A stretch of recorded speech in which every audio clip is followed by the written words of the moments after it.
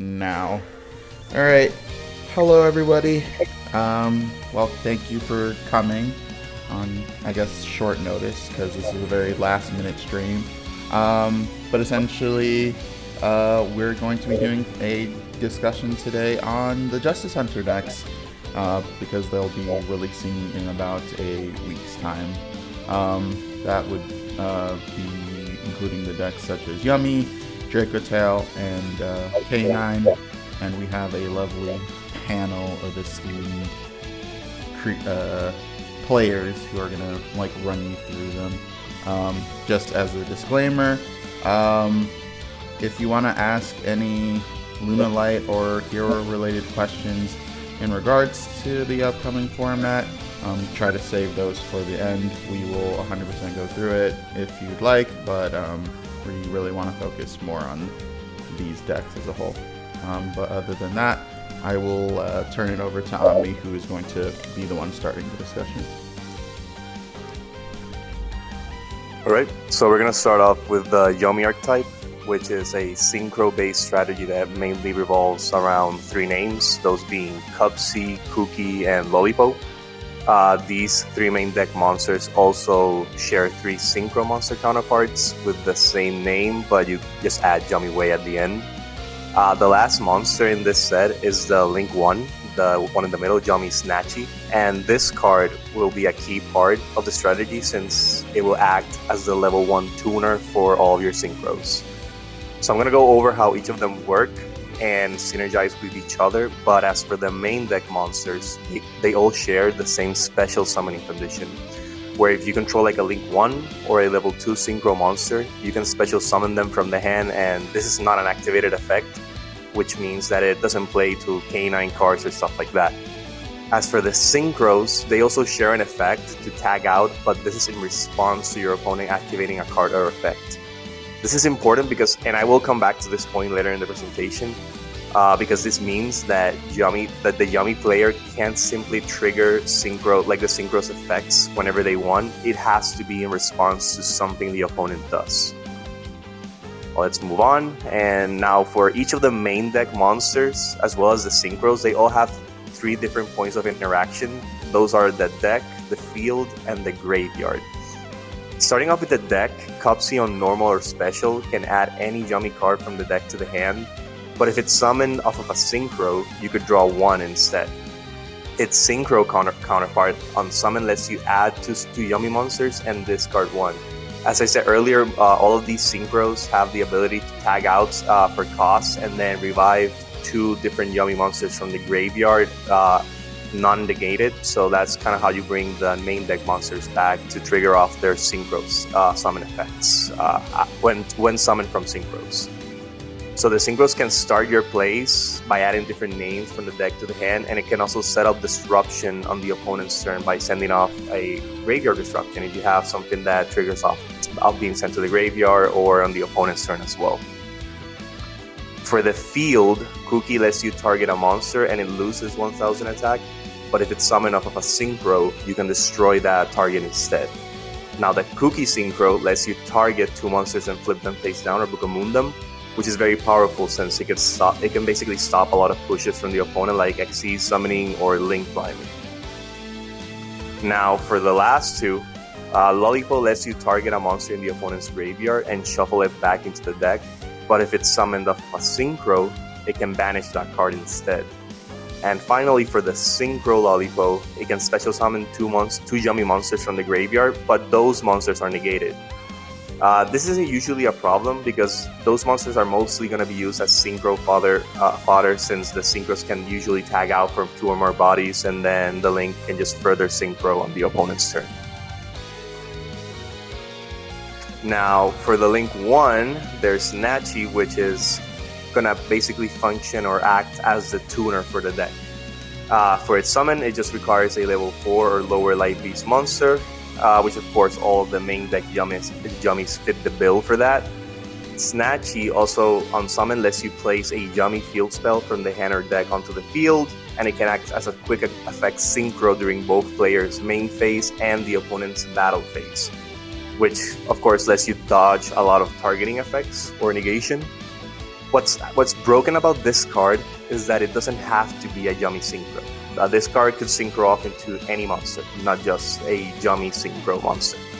And the most important part is that this effect is not a hard once per turn, so you can keep recurring the Snatchy by summoning it off of a Link Summon, off of the graveyard, and you can keep doing a quick effect synchro for that. For the utility spell of the deck, which is Yummy Surprise, it has 3 effects, and you can activate this card multiple times, but just use each effect once per turn. This card also has 3 points of interaction, which are Removal, Extension, and Recursion. For the removal bit, you can target 2 Light Beast monsters you control and 2 cards your opponent controls and return them to the hand.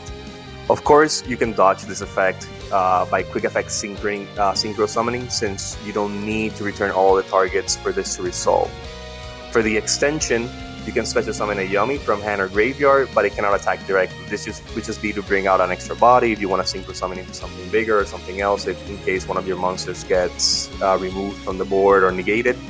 And finally, you can return a field spell from the field or graveyard to the hand and set either that or a different Yummy field spell face up on the field. There's also the Trap, which is Yummy Redemption. This one also has 3 effects as well. The first one being a continuous one where monsters your opponent controls lose 200 attack for each Light Beast in the field or graveyard. You can draw 1, return 1 to the deck per synchro, and that is once per chain, so you can activate this multiple times since this is a continuous trap.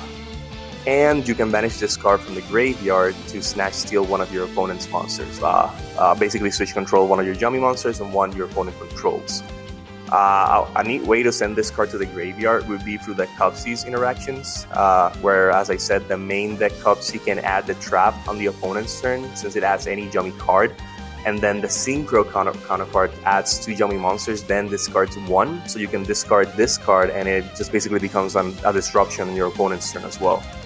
That said, this card really does not see any play in the OCG, and since it's not really high value or impactful drawing this card, but it's not going to be talked about here, but in future support that has been announced, it actually makes it very easy for this card to pop up or have easy access to this card. So there might be a world where this card sees play in the future, but we will have to see for that.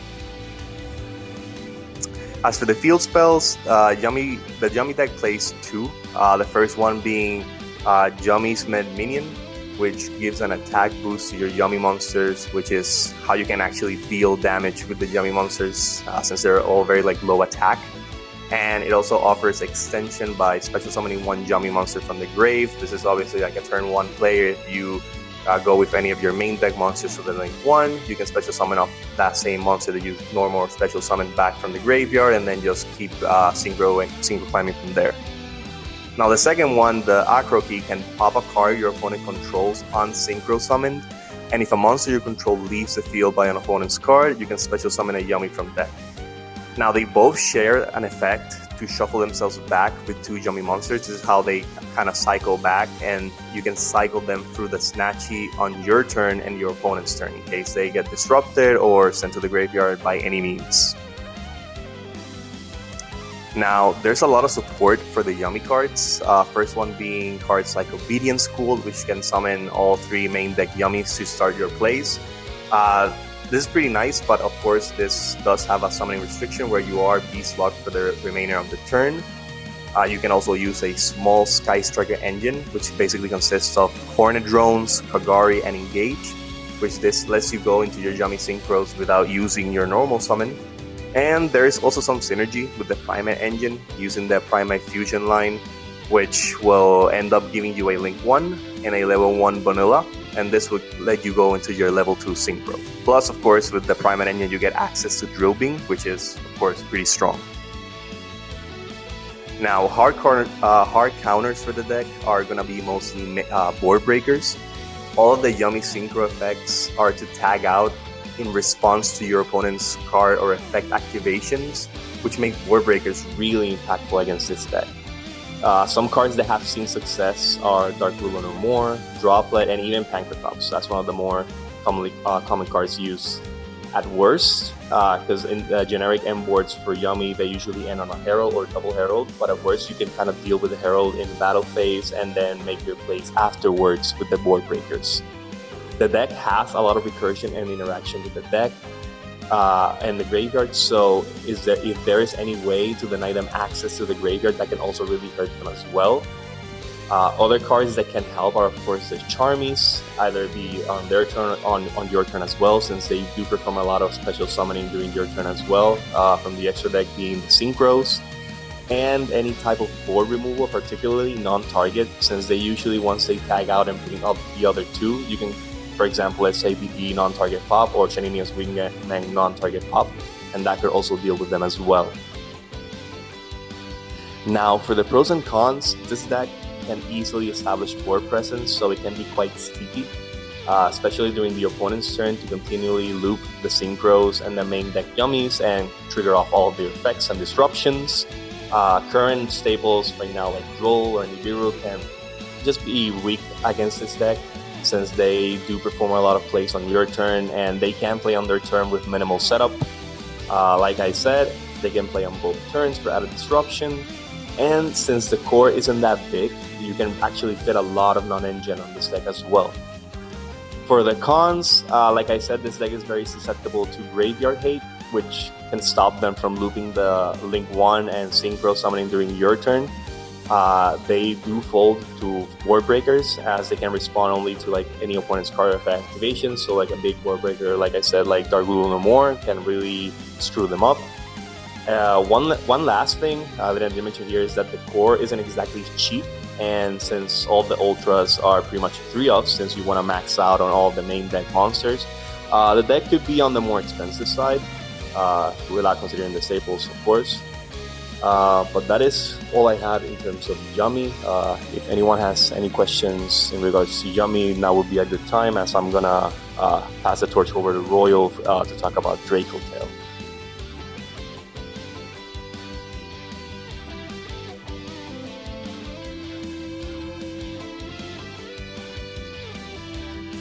I don't see any, so Royal, if you wanna go off. All right, let's do it.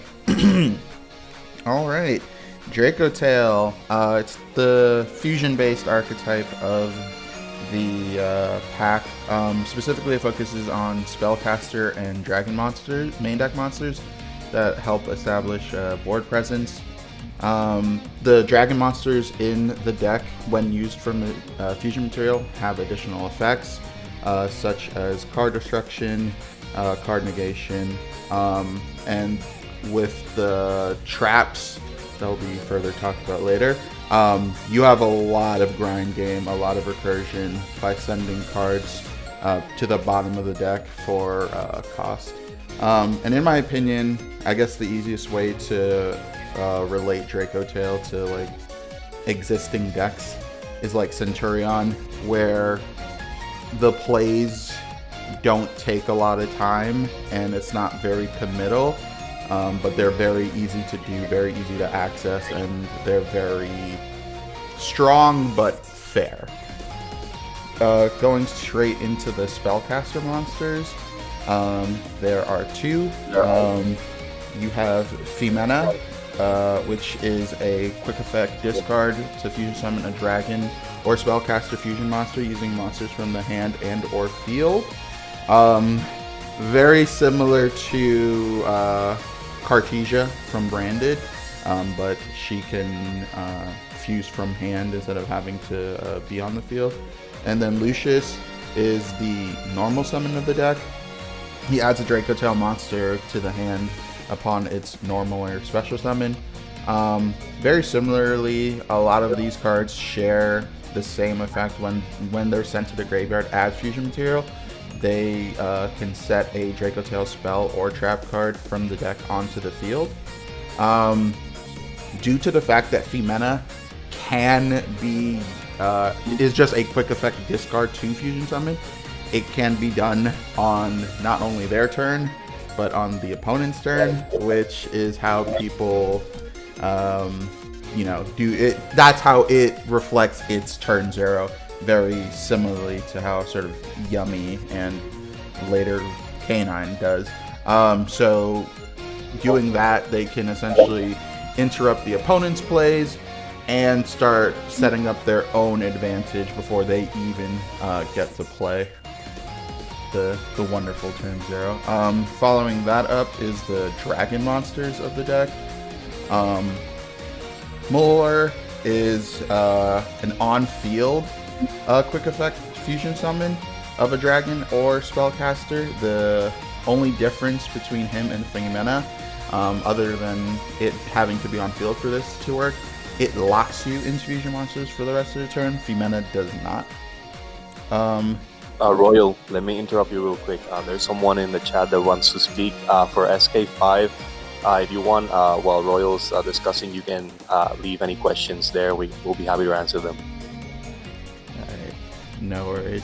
And when Muller is used for a fusion summon, it can essentially work similarly to Meteoric Aggregator, where it can negate the effects of a face-up monster that the opponent controls. It is non-targeting, and it's very easy to chain block, so it works, for example, very easily to stopping like a Baguska, for example.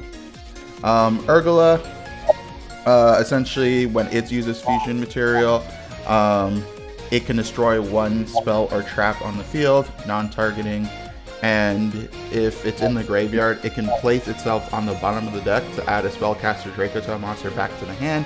Typically, when you're doing this, you're adding Fimena back to once again special summon on the following turn. And then Pan as the third. Essentially, Pan, when it uses fusion material, can destroy one monster on the field, non-targeting. And when a face-up fusion monster is destroyed, doesn't need to essentially be a Draco tail monster itself. It can place itself on the bottom of the deck to special summon a non-fusion Draco tail monster from the graveyard. And similarly to Lucius and Fimena, when they're used as fusion material, they can set a trap or a spell from the archetype onto the field. Getting to the spells, there are only 2 as of this current moment, which are...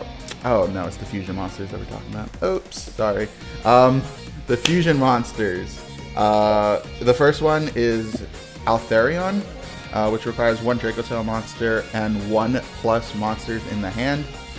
Essentially, it's when it's fusion summoned, based on the number of materials that you use from the hand, you can essentially send cards from the field or either graveyard back to the hand, which allows it to not only work as disruption, it allows for recursion of engine, non-engine, so you can like get back the Drolls, the Ashes, if you want to do that.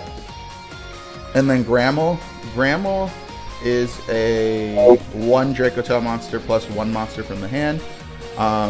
Essentially, when a Draco tail card or effect is activated, it can target a card on the field and destroy it on quick effect. It is a when, so it has to immediately chain to the activation of that effect. But yeah, and then as a shared effect, they both can special summon themselves from the graveyard when 2 or more monsters are sent to the graveyard at the same time, but they are banished when they leave the field. Then now it should be the spells. Kitu is just on its base level, it's just Rhoda for the deck, adds a Draco tail monster from the deck to the hand. But if your opponent controls a monster, doesn't matter what kind of monster, you can additionally fusion summon using material from the hand and field for dragon or spellcaster fusion. And then Rahu. Rahu very much works similarly to branded fusion. You can use materials from the hand, field, or deck. It does fusion lock you.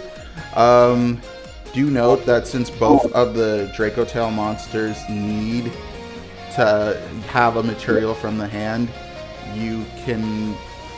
you're typically going to be using one from the deck and the hand. But given that both of their effects are adding or sending cards from the deck, they're pretty susceptible to Ash Blossom. But you can also hit them with Dominus Purge on P2 and Impulse on Rahu, if your decks can run those cards.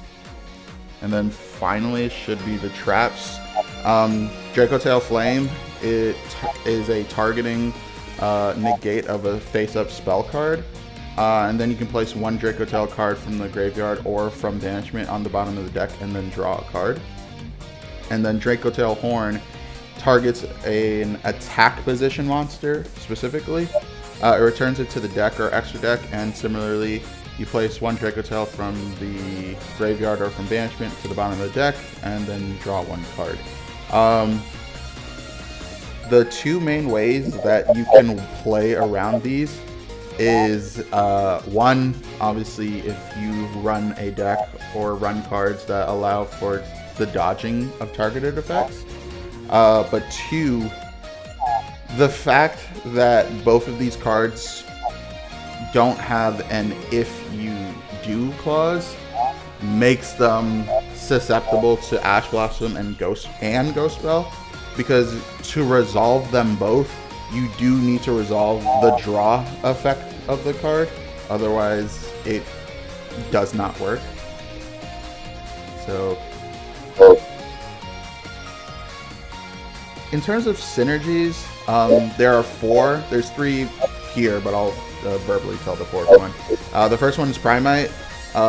Primite gives you access to cards like Red Eyes Dark Dragoon and Tyrant Dragon by running the vanilla Dark Magician or the vanilla Blue Eyes. You can still access Dragoon typically without it, but yeah. Also allows you access to Drill Beam for an extra form of negate and Hieratic Seals. Hieratic Seals can help you set up Muller for your next turn, or for the quick effect Fusion Summon from the field.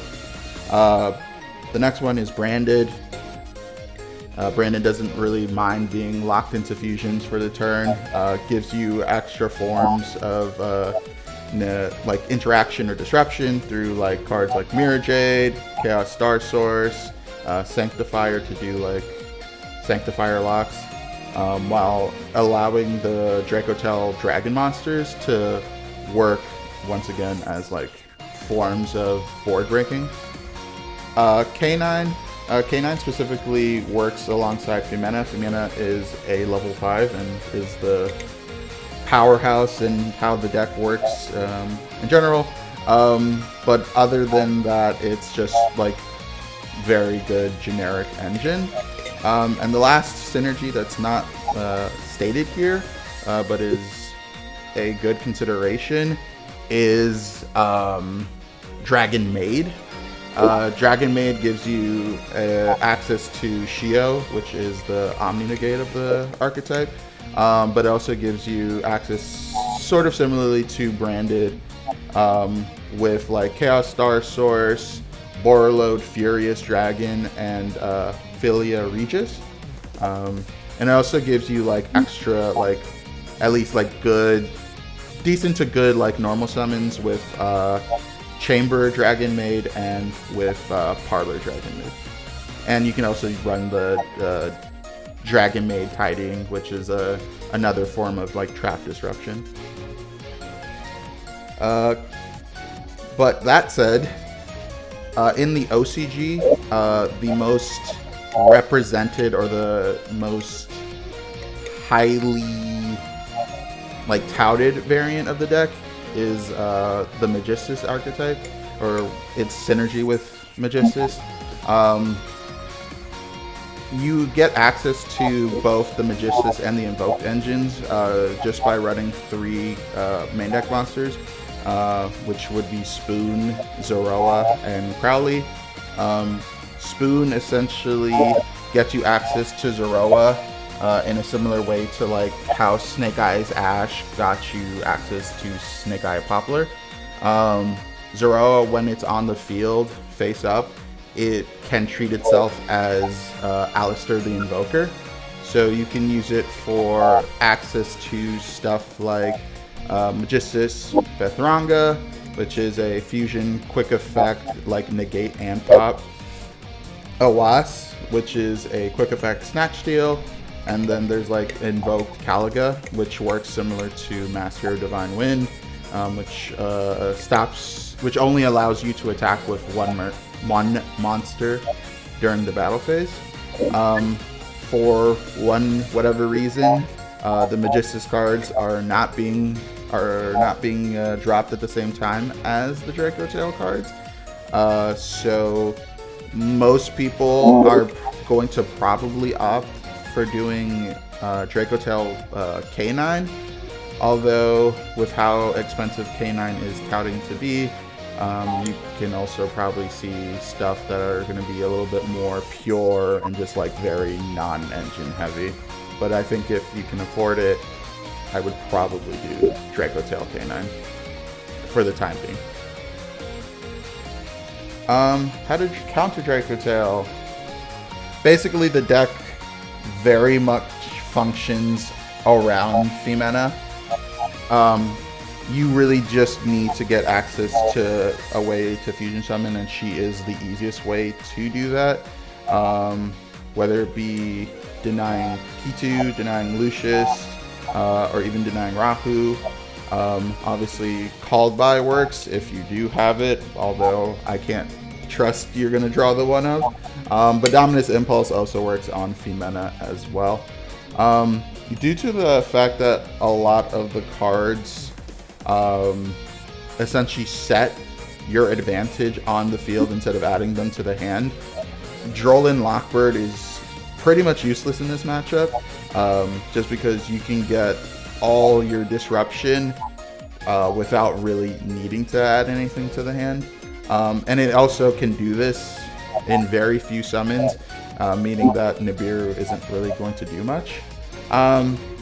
This deck, a lot of its disruption really centers around the Femena Fusion Summon and Horn and Flame.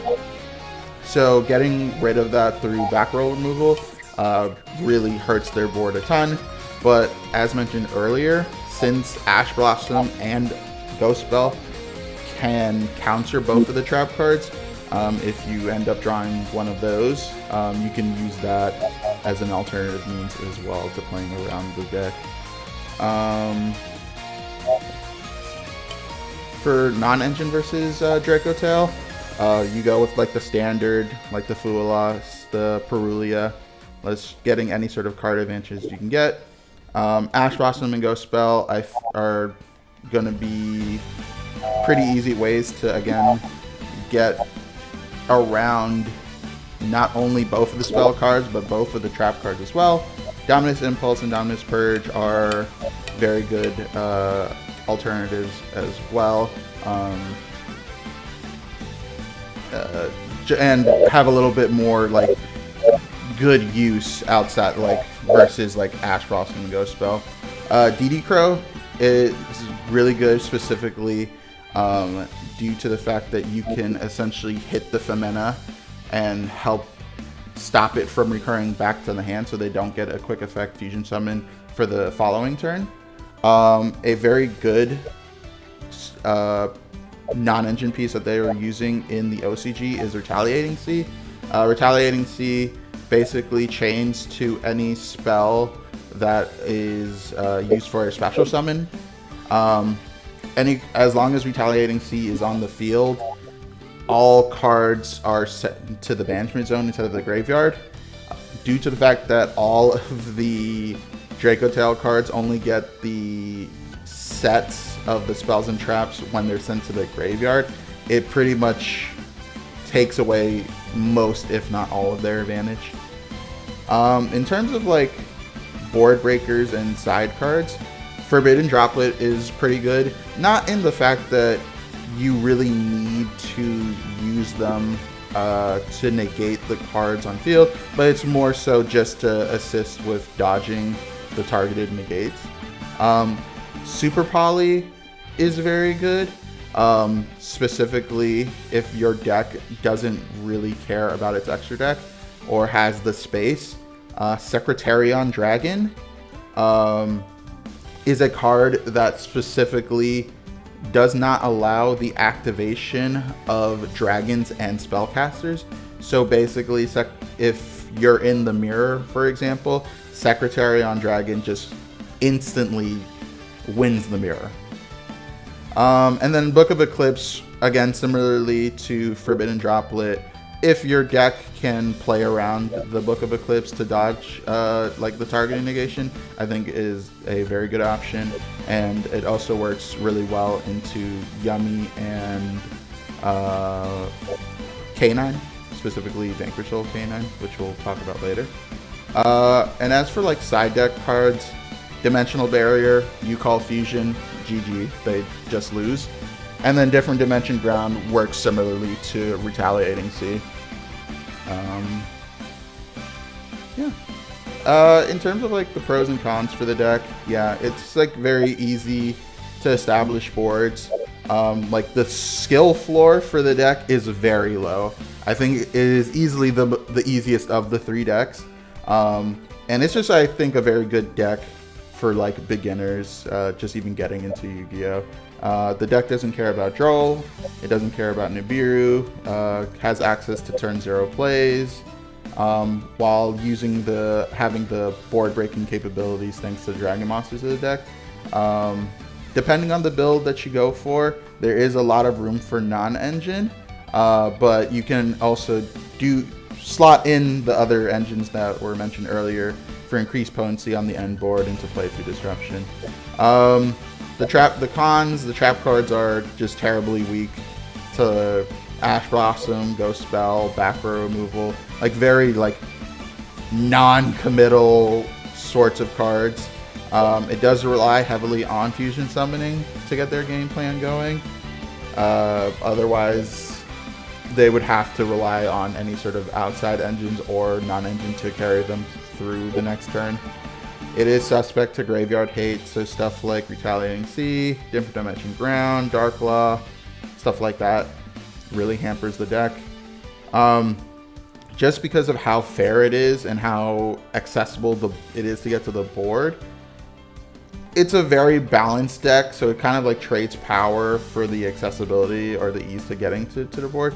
So comparatively, it's much fairer than its counterparts.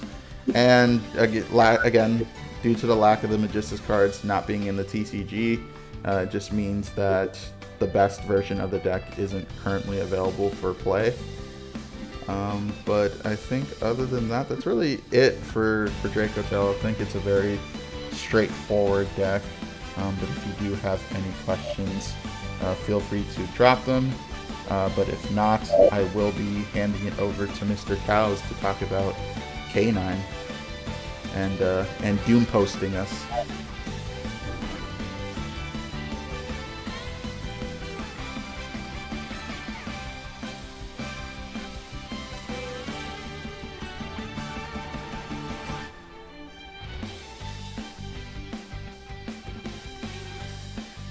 Yeah, I mentioned Draco Tail earlier with Primate. I think it's a very solid, very like non-committal version of the deck. Again, you can use it for the Dragoon, the Tyrant Dragon plays, but if you don't even want to go that route, you can just like put it minimally to just access Drill Beam and to access like Hieratic Seals.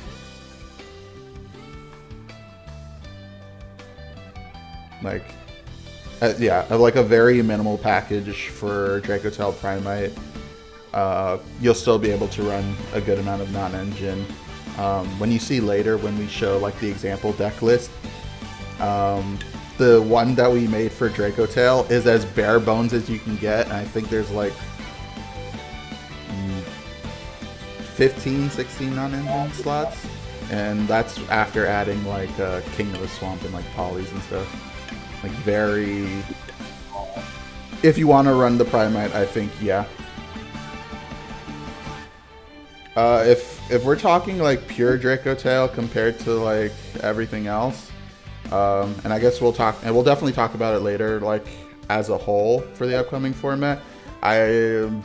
This might be a very biased thing for me to say, but I think Draco Tail is like hot ass. I've only personally in many best of threes, I've only dropped one game versus them. And that one game I dropped versus them was because they made Secretary on Dragon. They were running Cartesia. They used Cartesia not for a fusion, but they used her for synchro material to make the Buster Blader Buster Dragon, which turns all the opponent's monsters into dragons. And I did not draw the out whatsoever. So I had no way to play around him locking all my cards. In my personal opinion, the dude support doesn't do anything beyond expand on what it already does, which is feel like a toolbox deck essentially. Sting is like mini soul release, and it's targeting at that. I think that's just very easy to play around. I've already played games where people were running it. I don't really find it that hard to deal with at all.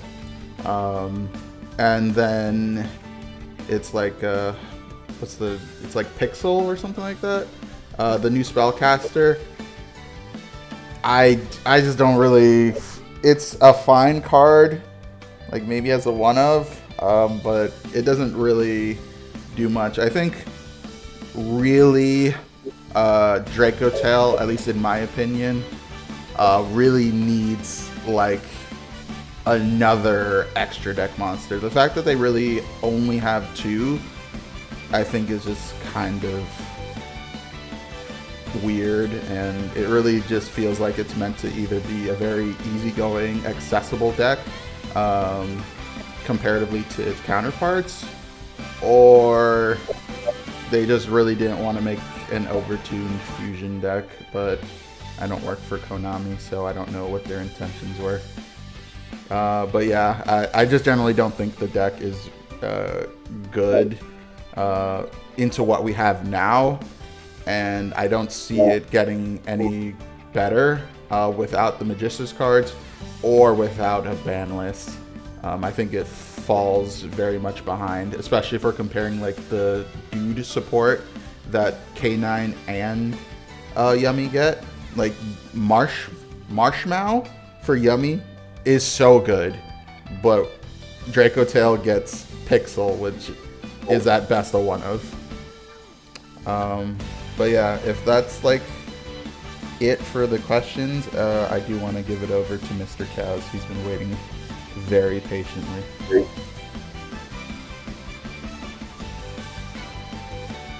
Mr. Cows, it's your time to shine.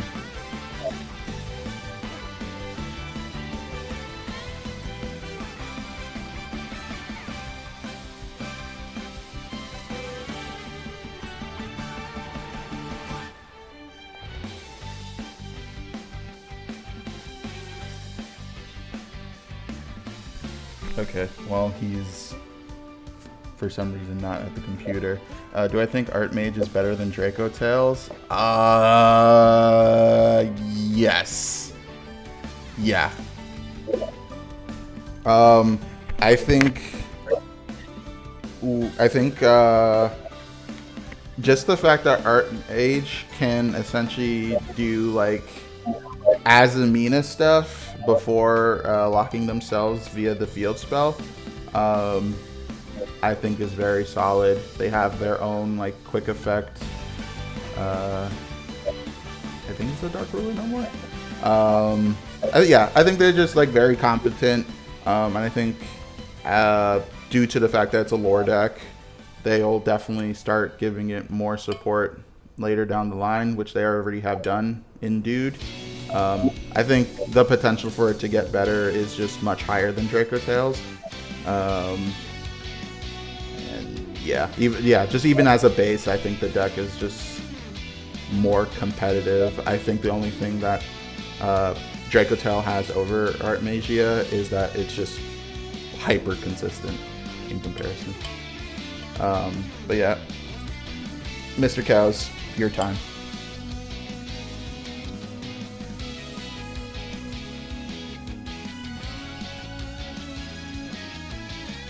Oh, his mic died. Okay. Well.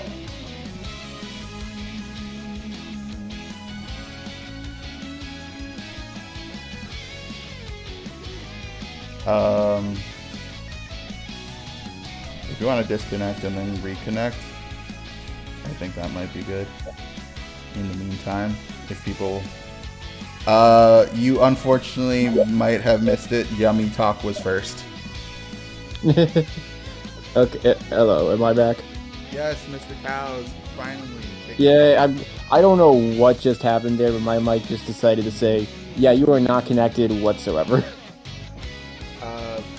Yeah, Ami Anyways, Ami went over Yummy first, just because yeah. it was the most interesting way to start Yeah.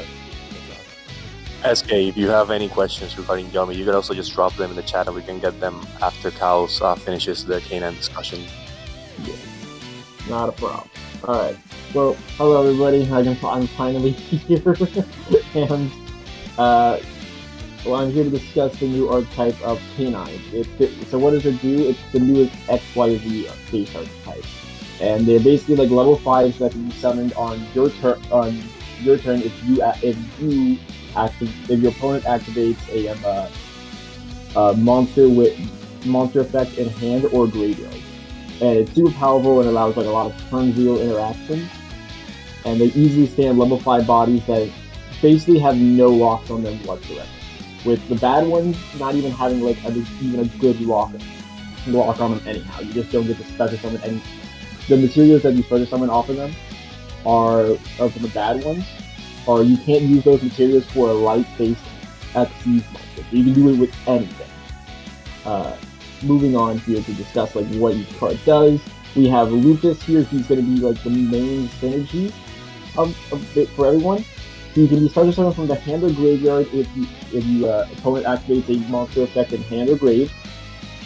He is a quick effect XYZ, allowing for a bunch of like crazy rank 5 plays that we'll discuss on later. Then you have like the main 3 of the deck. Uzua. I'm gonna butcher a couple of these.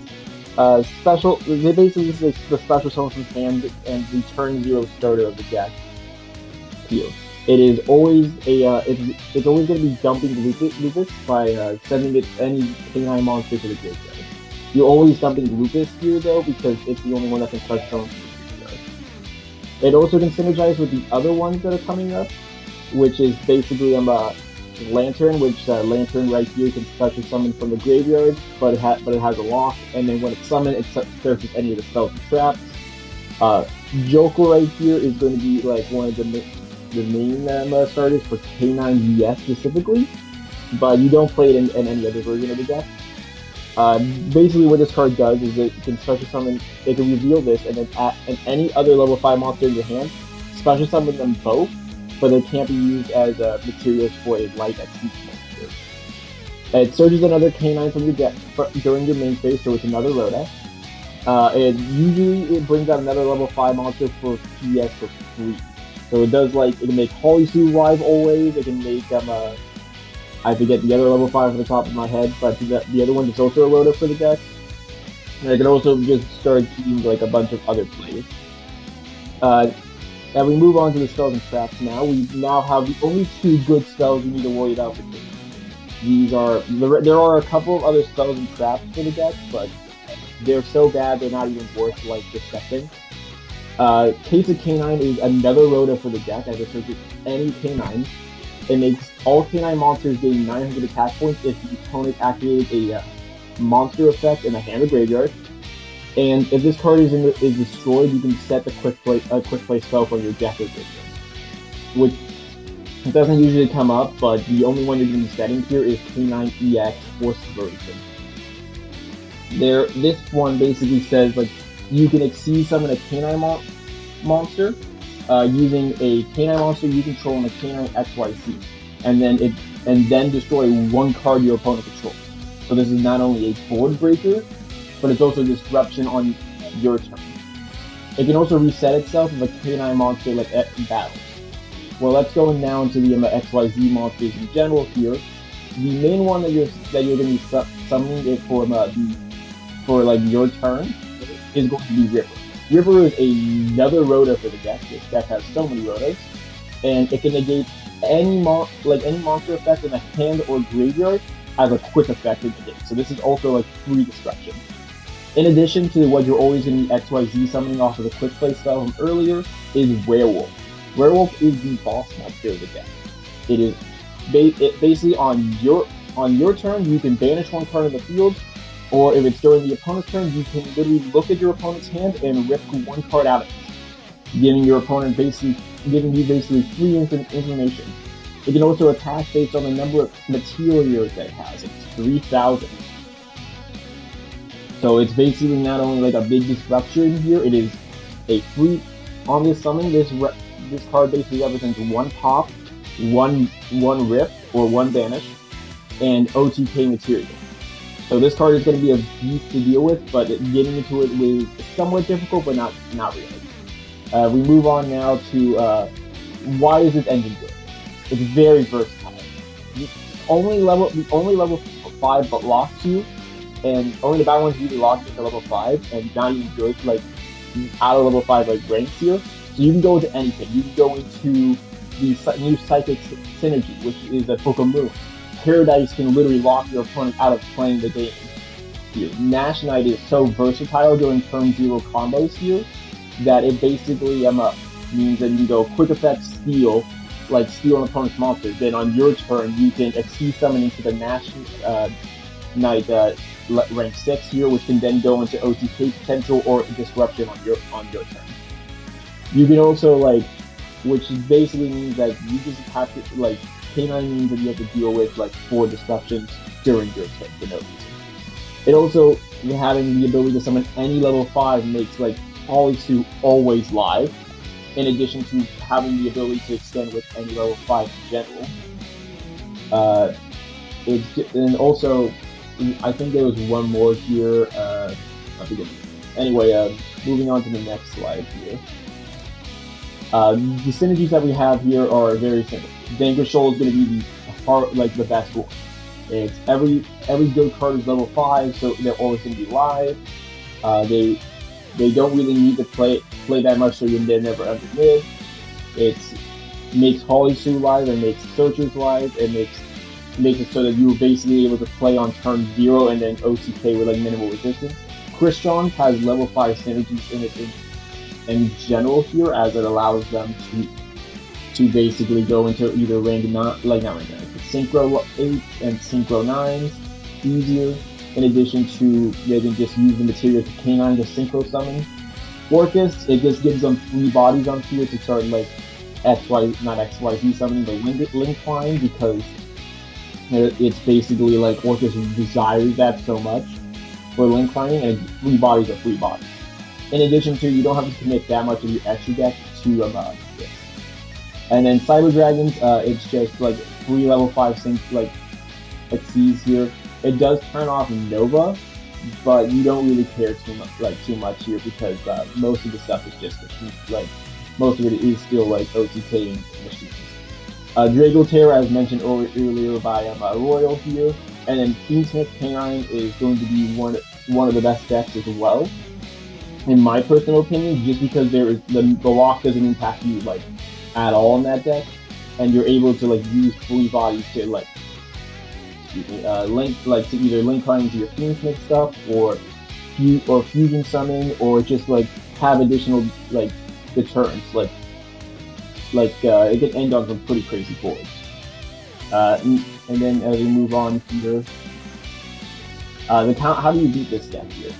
Well, there is a good amount of ways to beat this deck. It's mostly going to be board based. These guys do summon on your turn, so that means Thrust is always going to be live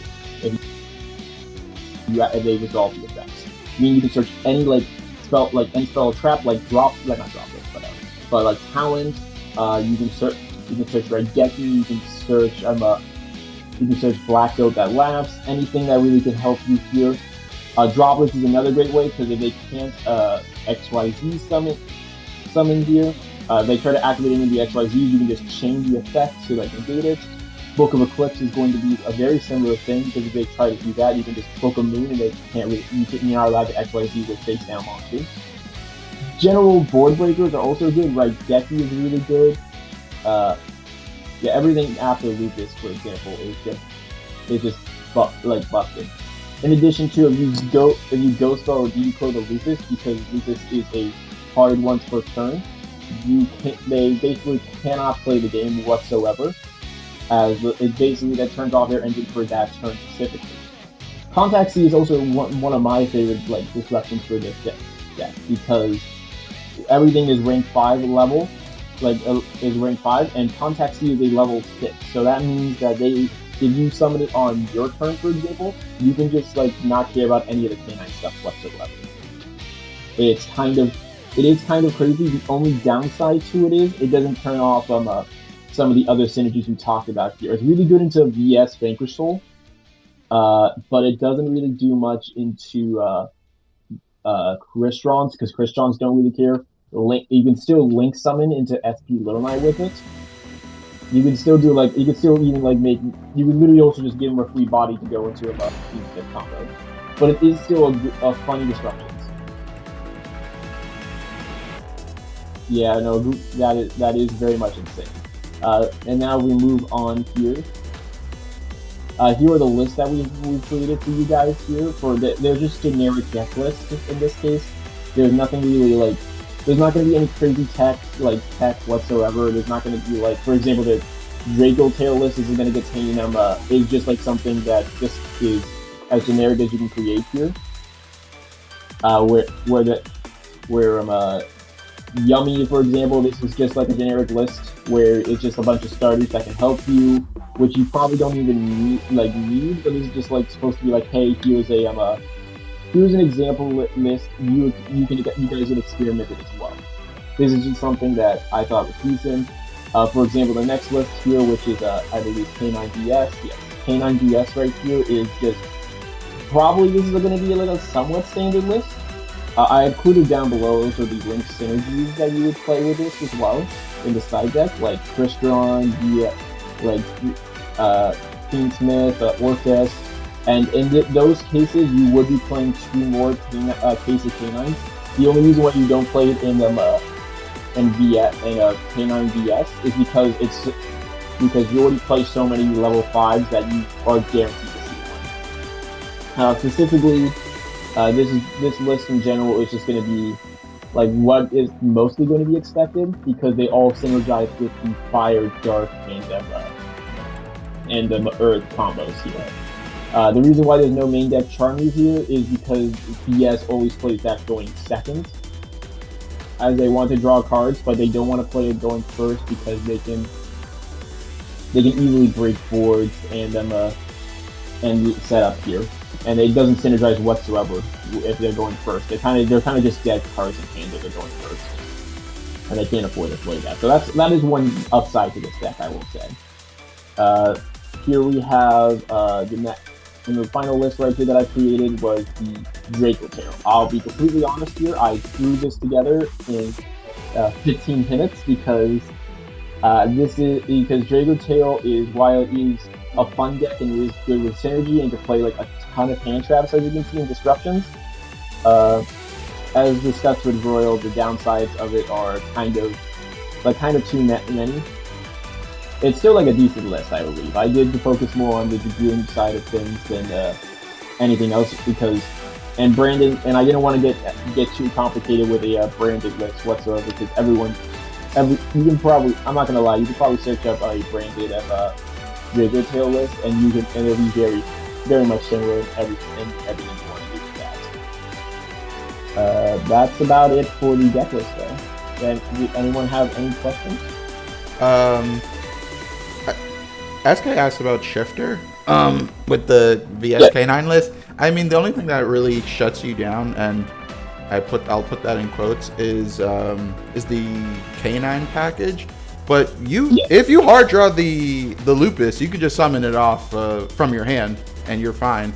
But I think generally, if you have access to your Vanquish Soul stuff, losing just the one other interaction with the Izuna isn't going to be as detrimental, in my opinion.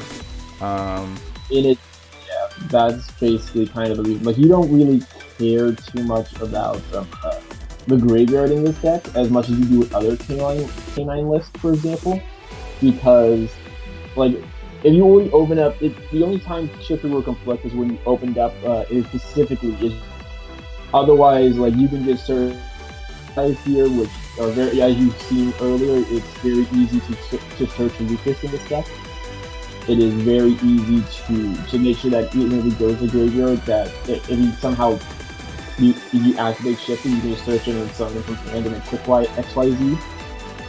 Most of the time when you have Shifter and the Canine together in that case, it's usually you're activating Shifter because it is a turn ender against the other two decks, and a lot of the decks in this format in general, except for Blessedbycows.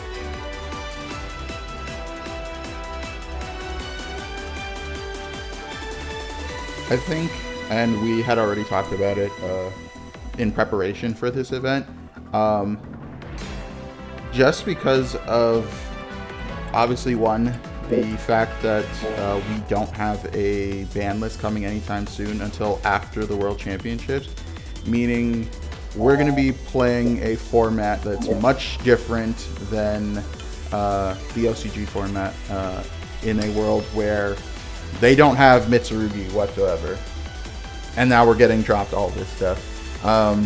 So I think if Cows wants to start, what do you think is going to be the non-engine like going forward, or maybe the concessions, or however you best want to answer the question, if you catch my drift? Yeah, so non-engine going forward is going to be tricky. I'm not going to lie. It's because there's so many decks to prepare for in this case. Like you can't really prepare for them all. I guess if anything, if you're playing this at locals, I would just play the regular one, like the regular non-engine that you're playing right now, just because your locals are going to be way different from regional level or a like YCS level kind of a deal, and you don't like these decks right here. All three we talked about are like super expensive, so no one's gonna have them unless they're like die-hard like Yu-Gi-Oh, like competitive Yu-Gi-Oh players at your locals, in which case like you probably won't have to worry about them for the first like week or two at your locals. But if you are going to a regional or going to like a YCS that's coming up this month, I highly recommend main decking this like Corellia. You should be preparing for basically the three best decks, which right now are going to be Mitsurugi, Raziel, Yummy, and K9 BS. So in that talk, it's going to be droplets is going to be mandatory because turn 0 interactions, and you can't really afford to play any. You can't really afford to deal with that. Like most of these decks do kind of just lose to that. You can't. Thrust is also a good target here because, like, the good shout out because again, turn 0 interactions does that. Or if if Yummy decides to go for like a hand trap variant, you can still you can set Black Goat that laughs with Thrust. It's gonna be more of a board breaker kind of a deal, I would say, this format, just because of how powerful end boards can end up. So do keep that in mind. But other than that, you still are going to be playing Ash Blossom. You're going to be playing the Charmies. Whether Corellia is going to be higher than Fuelost, that's just because of turn 0 interactions. You can easily get like 3 draws. Imperm this format it's kind of trash. The only reason why I would recommend you playing Imperm this format is because Protoss is still a thing, and if you can even still I don't even recommend it. Like Protoss is Protos is one of those cards that you kind of have to pay going second. Yeah, so the question is for like what's the biggest choke point for Yummy? There really isn't any. All their one card combos are super strong, and stopping the Link 1 is kind of decent, don't get me wrong, but they can easily make another one. That's the problem. And the Link 1 is not return. Yeah, I think one of the bigger points to stop for Yummy would be the Synchro 2. I think it's the Cupsy that adds 2 Yummy cards. That's kind of how they keep you guys snowballing and then just keep like summoning and Synchro climbing from there. So that's also a good choke point for Yummy. Yeah. Yeah, if you do have Imperm or Veiler, in that case, do it the one that searches the 2, as the 2 are the ones that, like the one that searches the 2, as that is like the biggest extender for Yummy. It's the whole reason why Yummy itself can play through, like, can play all these, like, hand traps and board breakers. Like, the Yummy list that I offered beforehand, if you want to pull that up real fast on where, yeah, thank you. Like, for example, this list right here where I just made it in the quick second here, like, it does play 3, 6, 9, 12, like 14 different non-engine here, and you can cut the Sacred Beast package to play close to 20. And there's no downside because all these cards that I've said are literally just 1-card starters. And I would say even more so than just cutting this, like in Dude, the new cards that are coming, especially the Marshmallow main deck monster, that's also going to be extra extension. That card itself is also a 1-card starter, so they're probably going to max out on that one as well. Exactly. So like you can even cut this even more. You can cut this even more down, like even cutting engage down to like 1 or 2, because you don't need to play 3. I just put 3 in there for the sake of just to show it, like to show off the engine. Like this deck has in itself like 14 1-card starters, and you can play this at close to 45 cards, because all those cards are simply like they're just cracked.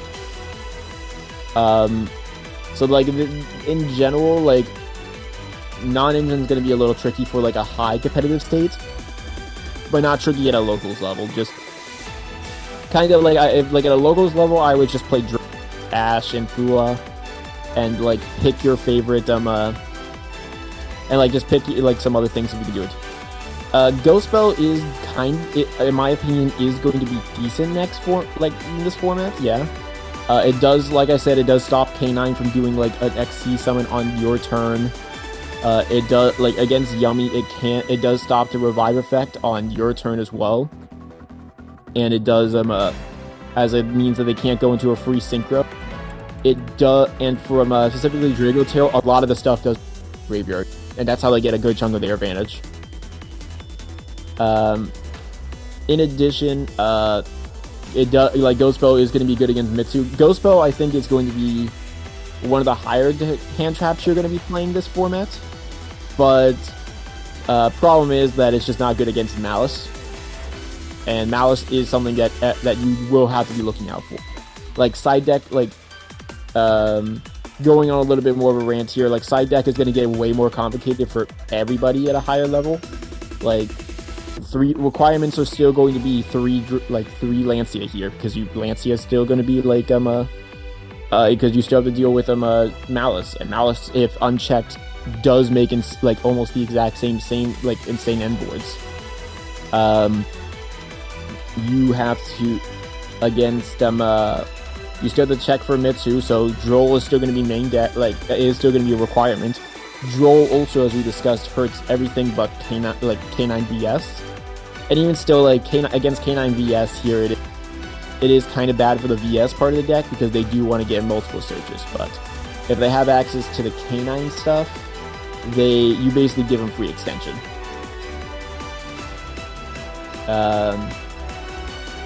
In addition to, let's see here. In addition to Draco Tail needs to do a lot of searching in general, so Droll is really good. It's just going to really come down to what do you really want to play more in this format? Do you want to make this a board-breaking format or a high hand trap board format? Because you can't play both. And board breakers don't, and that's the reason. Like in the OCG, we are seeing a little mix of both, with droplets being main deck no matter what here for that, and main decking all the Charmies. Or against in VS list, they are playing like Kaiju. Like, you want to go back to the K9 list real fast, Omni. Yep. In this list specifically here, we have like they are playing a high number of hand traps. They're playing Kaijus as well to basically deal with like, oh, I'm going to summon this over like your Omni negate the Herald Light or your rank 5 Exceeds that you just made, so that way you don't get to XYZ something. Or at least go into the big guy. Or like another one is Phantasme, as everybody is going into Link 1 monsters. Phantasme is a decent like card this next format, because there's going to be Link monsters everywhere except for Mitsu Raziel. I know there's one other card like a Book of Eclipse is going to be good, as we discussed, for board breaking. It stops everything. Yeah, so the best variants of each versions are basically K9VS, Yummy, and then Draco Tail. Like, it's probably going to be branded for Draco Tail for the best version, but that's a high up to the debate. Yeah, no, I think Phantasme is good. Phantasme also is just a free Dark in this deck specifically, but it is a very good hand trap next format. It's kind of just hard to figure out what to really do with this format. I'm not gonna lie. You can go, like, you can just play about anything, and you will find some success and you find not. This format is going to come down to mostly your guys' skills, like your guys' skills and what to hit. And we've discussed, I believe we've discussed that very well. Yeah, exactly. There's going to be so many decks to count for that. While it is going to be a very diverse format, it's not going to hit everything. Like, I'm not. Like, there's too much to hit to help you here, and basically it's going to decide to what do you think is going to be the most represented deck at your locals, or a YCS, or or like a regional.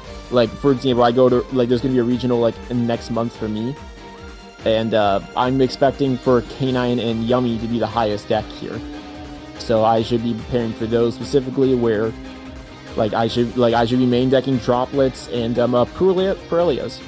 Maybe citing the Fuerloses, and maybe citing Book of Eclipses. Probably still have Droll in the main deck as well. Thank you. I'm just gonna go there for fun. I don't think I'm gonna do well. I'm not really into this format, I'm not gonna lie. Like, with rogue decks here, that's a great question here. When you're playing rogue decks, there's too much room for engine that you don't really have anything for non-engine. Like, you're requiring to play like these high engine counts, where the format kind of demands where it feels like the format demands like multiple answers to this deck.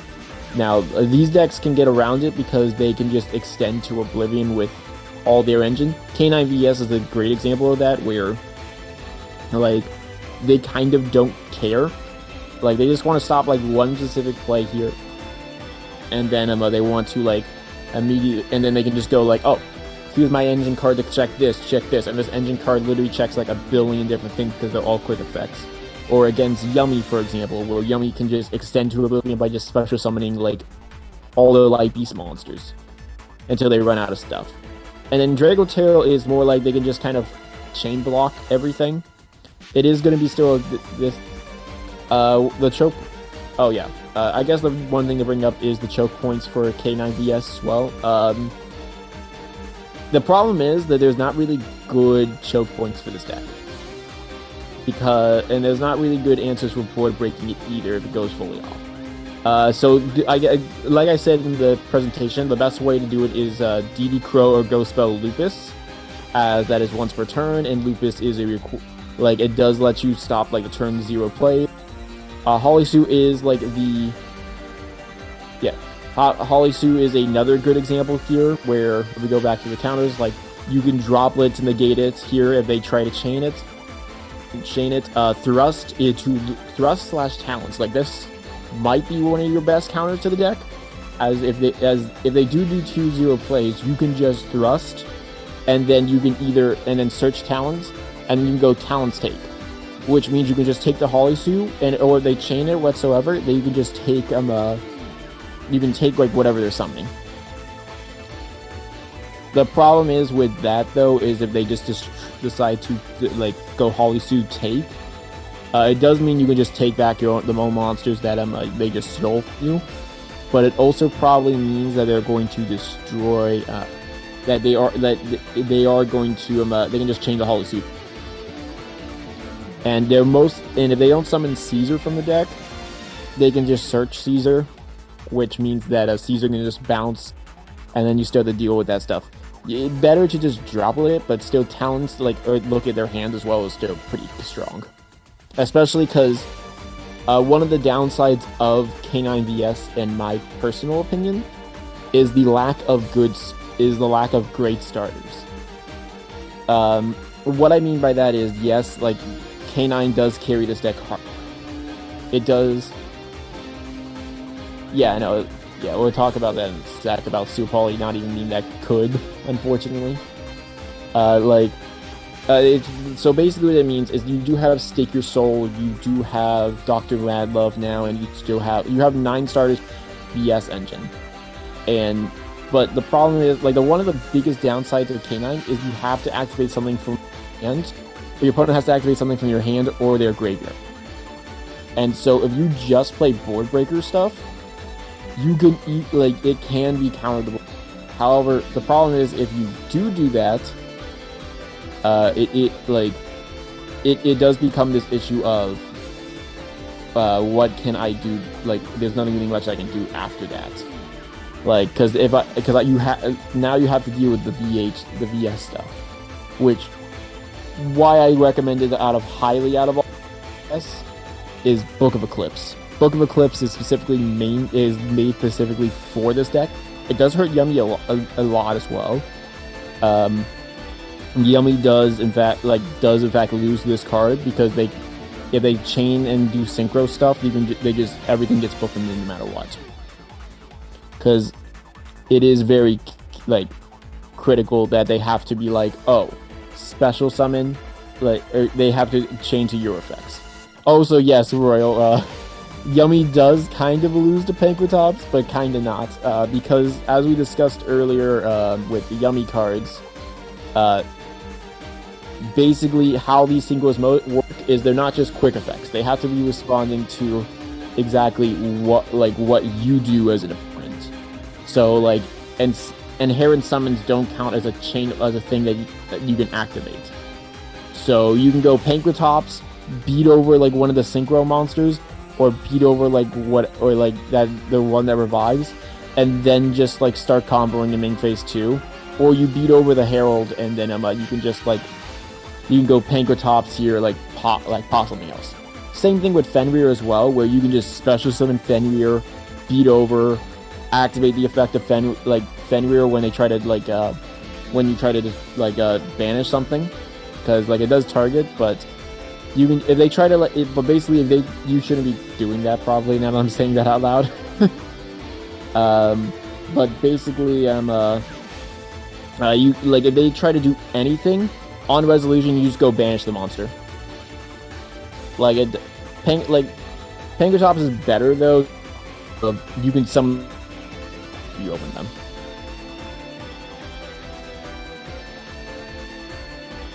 them. And yeah, so Super Poly is also just kind of mid this format. It does help against Yummy because all their stuff is light, so you can summon all their end boards are light, so you can summon a Mud Dragon for. It's not good into VS because all of them are different types in different attributes, and rarely you're going to get that ability where you can go Super Poly, Holosuit, and this other Earth monster that was on the field, because at that point you've already used up most of their stuff, or they've already summoned everything they needed. OTK, they've already searched everything. It's not worth it.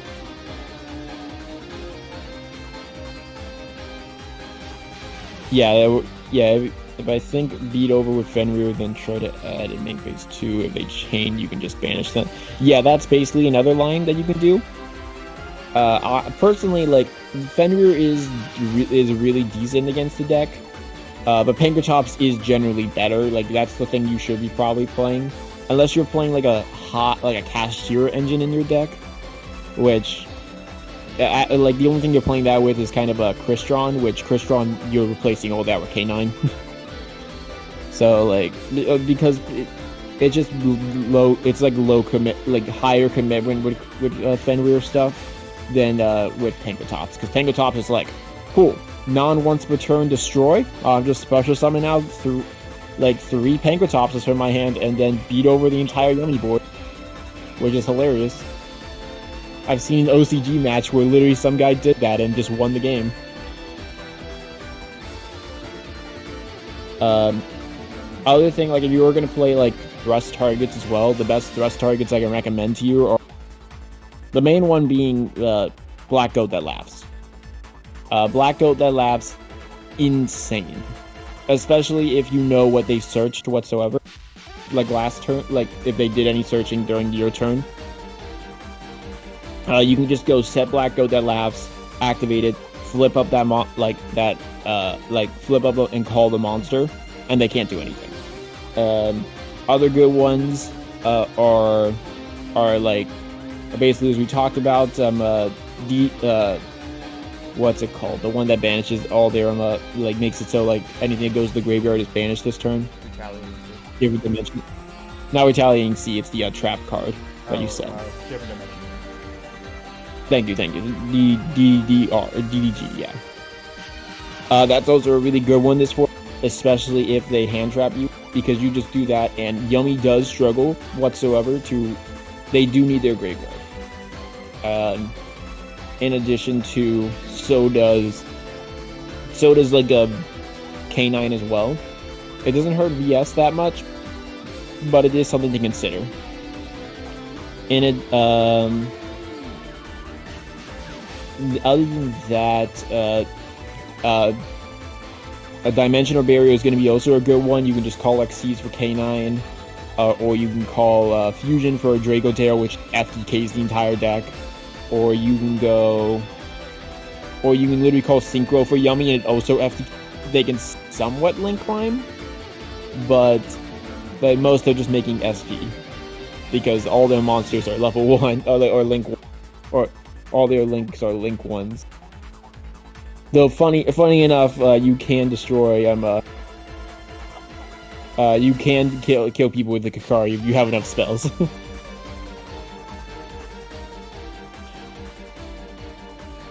I think Ogre's kind of ass, I'm not gonna lie. Ogre, yeah. Go ahead, Royal, I interrupted. Because the only like really use cases for Ogre are gonna be, if we're just talking about the 3 decks that we have, are going to be Vanquishal Start. But other than that would be really it. I know. I forgot who talked about it. Yeah, like I guess you can technically. I would never recommend this at all. Use it on the Paradise Smasher, because Lupus does give the targeting protection, so Valor and Perm don't work. But that is a terrible idea, and you're just literally putting it into the hands of luck. But yeah, no. Which I mean, it's still slightly better, like than just saying, oh yeah, here 7 and now you can't do it. But Gamba is surprisingly better. I guess so Ogre is, I will say, it isn't like trash, but it is, I want to say, like if we're putting it on like a tier list, it is like B tier at best, and it's like low B tier, because it does because you can Ogre the Link 1, which is kind of decent, like for Vanquishal, which means that they can't go into their XYZ monster. You can do Start, which Start is very good, like to against Yummy. Ogreing like the Link 1 can be good, but they can just go into Link summoning and then they still do their whole play. Yeah, the only place where Ogre would be actually good it would be on the field spell, the first one, Minion. Because if they don't have any extension from the hand, they usually just go to the Link 1, and then they use the field spell to revive that main deck Yummy from the graveyard. So if you ogre that, and if they don't have extension, then that just shuts down their turn. But more often than not, they'll usually have extension on the hand, so it's not really great either.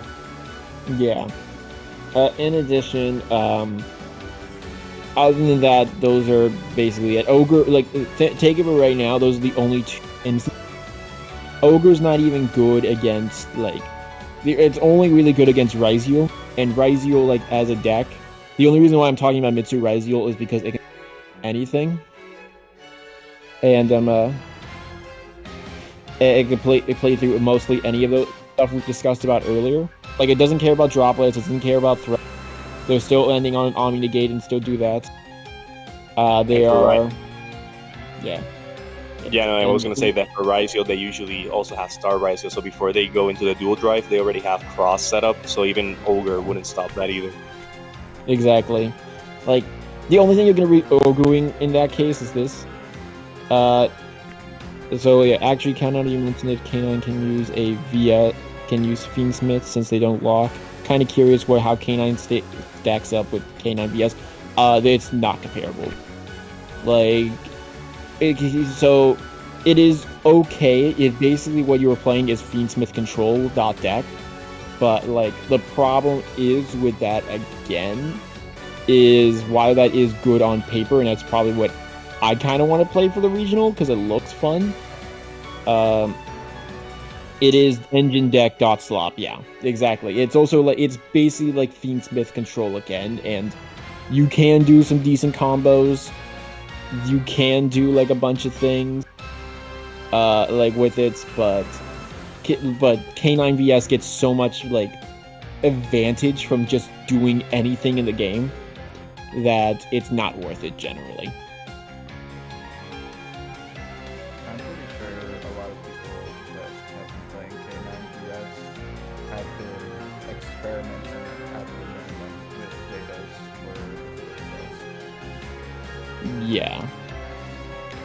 Vados, I have seen people do Vados, it just hasn't been, like, the best of luck. Because, yeah, you can, you can just, like, stop it, but I'm not gonna lie, Vanquishal kind of doesn't care about they get the field spell as an additional, like, as follow-up, and it is cool to get him off the trap. Oh, I guess I should also discuss something else, but I'll bring that up later. It's going to be the trap cards, the hand traps. Basically, the problem is that like they can still search the trap easily. Like they have like the other level 5 monster can easily search, and like if you have 2 fire monsters, can search the trap easily. It was nice seeing you, my friend. Oh, like. You can also go like for the yummy ones. If they already have extension, it's kind of alright. It's kind of not like it's kind of just very mid. Like the field spells are very powerful. Not get me, but also you gotta remember that the Link 1 can also just set the field spells on graveyard, so it doesn't even matter too much. And then against Ryziel, I mean, they can just. If they really care about it that much, then they'll negate it, and then you can open up for other things. But if I'm looking at a hand against Ryziel with that specific card and 4 other non-engine, like not non-engine, but like engine cards, I'm just gonna scoop because you can't beat a Mitsu Ryziel with that.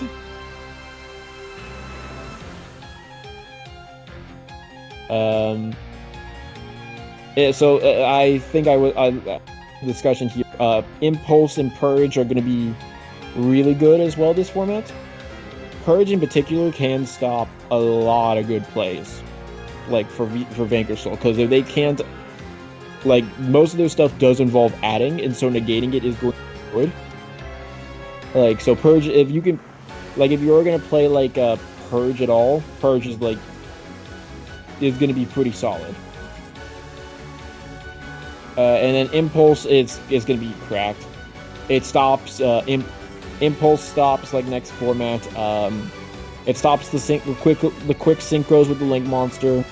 It stops some especially like it stops some Vanquish Soul Trap, which is like 5 disruptions by itself.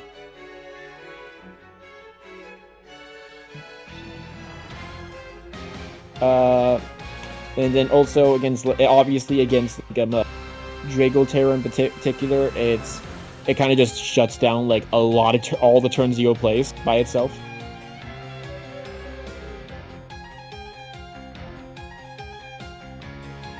Yes, and that is correct. It doesn't turn on the Canine monster well because they are activated from onto the field.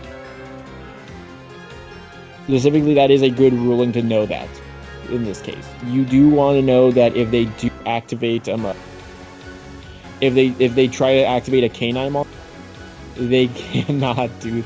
If they try to activate a Canine monster, they can go, no, yes, I did activate. But the activation is from on the field in this case. I specifically didn't like send this. There's a good chance that there was I'm not gonna speculate anything, but I will say there was a high chance of dominant stuff to be in the 10s this year. Like with how often they're being needed right now, I want to say everything but Song is gonna be there, which I will also say here. I will also say, very important, you should also be watching out for Song. Song can be played in Yummy and Sky Striker. And Sky Striker is very powerful. Like I'm not gonna say it's gonna be like tier 1 in this case, but it is like a decent deck next format because with all the engine cards, like it kind of breaks everything. Against K9 VS, you can just search you can just sales spans search this, or you can go Raigeki the board. Song of the Dominators is basically a quick effect. Choose any imperm target that you can do. Which, by the way, the ruling is on specifically Song of Dominators. If they do any of the tribute effects and you chain Song of the Dominators, it is negated. Because it is simply negating the effect. It is very powerful. So this deck, the only downside is you literally just can't activate any monster effects in your hand, graveyard, or banishment. And that does come up for a lot of decks, but one of the things you should be noticing is one of the things that it shouldn't be noticing, but Yummy, it can play this very easily. They literally all their effects activate on field. None of them their effects activate in hand. And also they can search. You can play like 3 of this and 1 purge, and you will be fine. And then you can just add another purge in the hand. You can also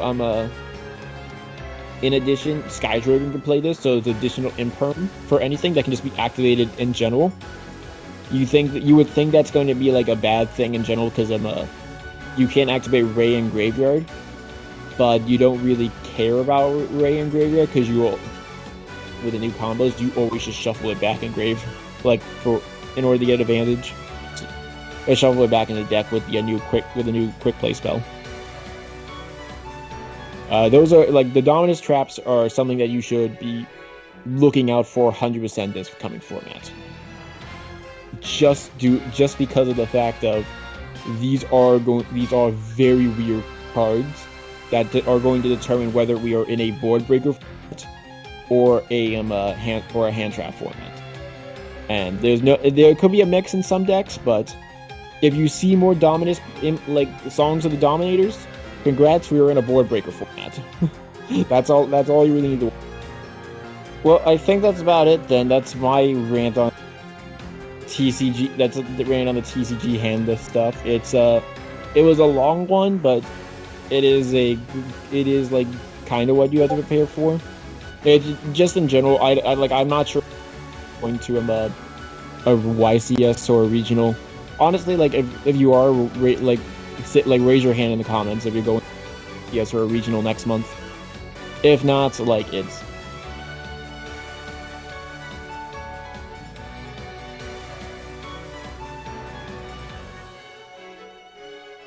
that is very reasonable. I guess the one thing or we want to all discuss about as well, is the price of these decks. Because like it is pre-sale season and it's going to be very expensive, all of them. Specifically K9, like K9 is going to be unfortunately the cheapest of the three, I think. Probably Draco Tail, because no one's going to be playing Draco Tail. K9, like the only expensive cards is going to be three one-ofs. Three cards that are ultra and another ultra, which is a one-of. Because Lupus is a one-of in this deck always. The main one that allows turn here is going to be probably like a playset of $150. Yummy, yeah, Yummy is going to be stupidly expensive. All the cards right now are going for like $25, so that's 75 times 4. That's over $300. Just for like 12 cards. Yes, Yummy is Light Beast. Which is why they're playing Purge, because Purge is basically that. You can also do Yummy Fiend because there's very little locks to this deck. Yeah, I think the lock usually just comes from Snatchy, where you can't do Link 3s or higher, so you can still go into like Fiendsmith, Desiree, and stuff like that, and you Link climb with the Fiendsmith engine. In addition to Obedient School. Obedient School does lock you as well.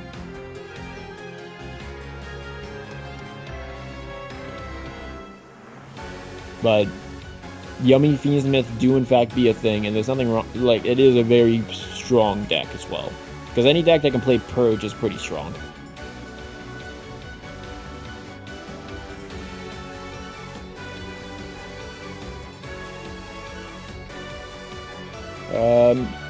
I think that's about it. Okay. What? Well, even still, like, Fable doesn't do anything for Yummy anyhow.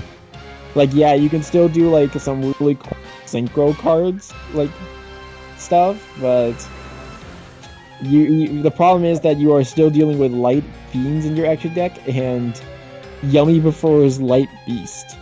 And, like, the only reason why I say Light Fiendsmith version of it is because you can just, like, if you get hit any time, you could just go into Yummy, like, combo of Fiendsmith.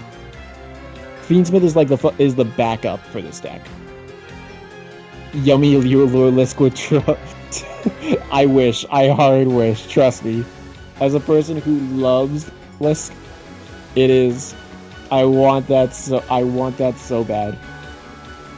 I guess since we're on the topic of talking about alternative decks, I would probably just say if you're not playing any of the sort of top decks right now and you want to play Rogue, I would probably just play Gem Knight or Lunalite.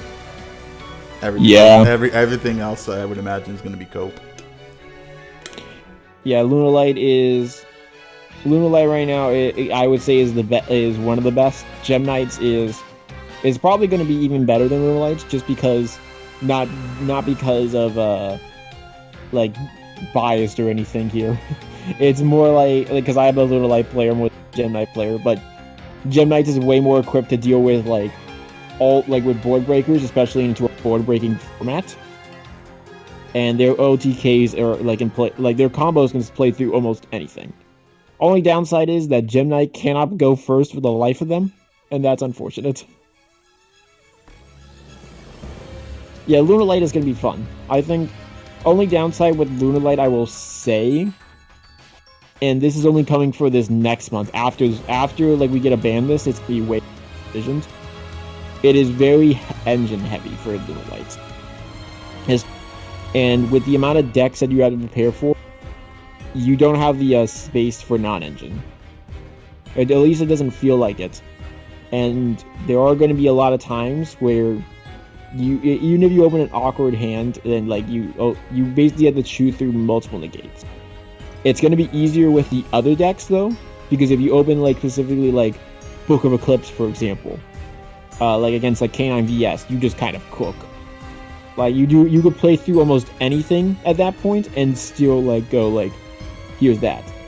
Oh, and very important as well, by the way. One of a very important ruling you can do is if you're just comboing off and you have, and for some reason, your opponent tries to take control of your monster with Holy Sue, you can Book of Eclipse, put the Holy Sue face down, and they cannot take control of your monster. Because because they do not remember their attack or defense points. So there is no monster on the field that has the lowest attack, nor the highest attack. So, like, you can absolutely as well play, like, board-breaking Lunalights, and it's gonna be fun. Problem is just we have Mitsuruki. Like, Mitsu is kind of the thing that makes or breaks this kind of format to me. Not to sound like a broken record.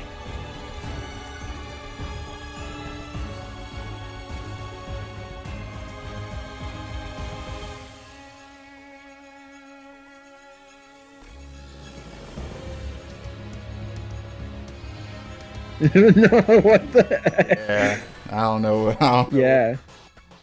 But I know. I know what he's saying. But chill. Bro. Yeah, I know. I understand that Mitsu is fucking stupid, but what are you doing with your cardboard? Like, I have a Mitsu core right here. Deck fun. I'm generally about to fucking sell the entire deck. I'm done with Mitsu. You know what you should sell? Are you gonna say a D's nuts joke? No, I was gonna say your runic cards. Alright, yeah, to discredit my entire, like, comments, by the way, I do have an entire... To be fair, I only played based runic stuff until a friend dared me to play runic stun. I was one of the people who played, who was literally helping, like, not Joshua Schmidt, but, like, the person who, like, topped with them, they originally topped with them, with Runic Bestial, build the deck, because Runic Bestial is kind of awesome. Unfortunately, Runic Bestial is now fucking dead. Because, yeah, go ahead. Sorry to cut you off. We got a question. How does K9 and Yummy deal with the current decks in the format? So K9 VS with formats, they can just kind of break through the board easily, or even just, like, disrupt the board before it even happens. For example, K9 can just take control of any of the rank 4s or just literally the rank 8, because how a regular Mitsu goes is they don't have access to prayers. Or yeah, it's prayers that's the quick play spell, because they usually like to add it back or search another one. So if you just you just snatch it with Nash, and that's usually their only copy. They have to do they do have to still do what's it called, VS line, not VS line, but Vrizio. Why am I just blanking on that? Vrizio lines, and they can still end Detonator plus they can still end on Detonator plus maybe like another rank 4, but which might be Maguska if they're decent, but you can.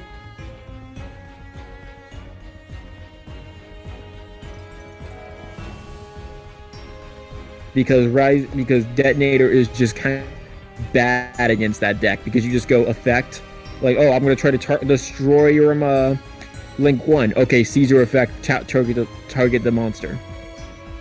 Another one is like against Malice, like, so it's one of those things of who dice, because a lot of the none of the non-engine doesn't really stop Yummy, because Yummy is very hard to interact with.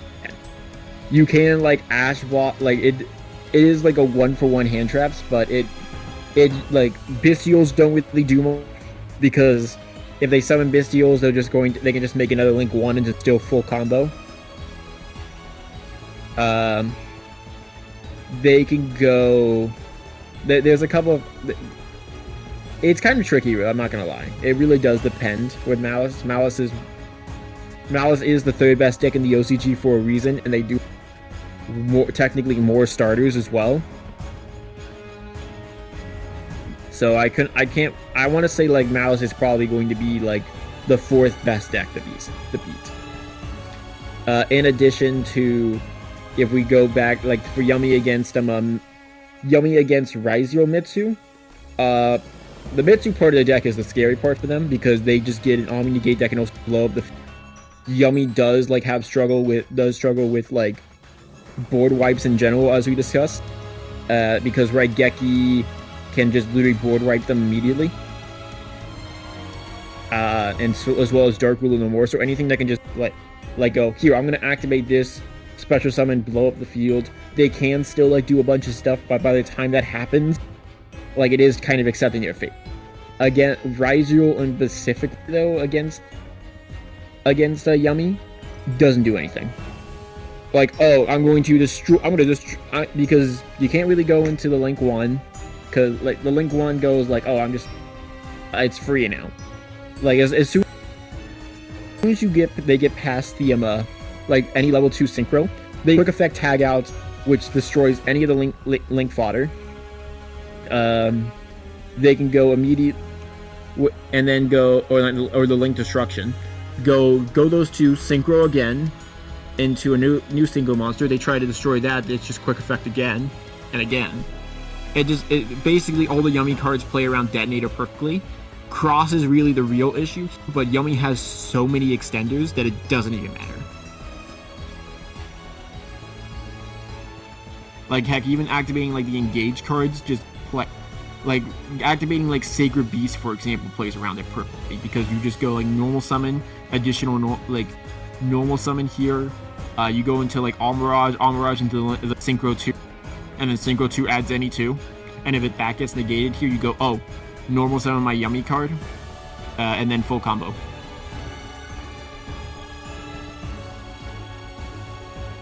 I would probably side deck though. Probably main decking it is fine as well because it is kind of good against Mitsu. But the problem is that with Bell is that it's one of those cards that can feel dead a lot in your hand. As much as you think it's gonna work good, it's like it only disrupts like the end of the combo or on your turn. It's something you'd rather draw into. And at that point, it does feel bad. I'm not gonna. It does do a lot, but it just feels bad a lot of the time. But it is something I think is going to be played.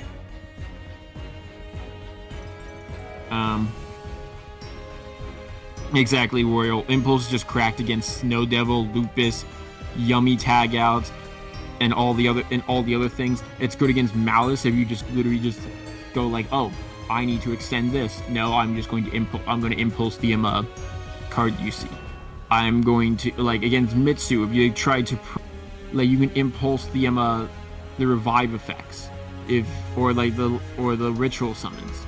If you go like the only thing it's not good against is Raizio, and Raizio is gonna get phased out like as soon as the ban list drops. Like the only variant that's good against Raizio right now, like not against, but with Raizio, is Automat Raizio, and that's because they do cringe hand loops. Mermail is also like probably something to look out for is cringe hand loops.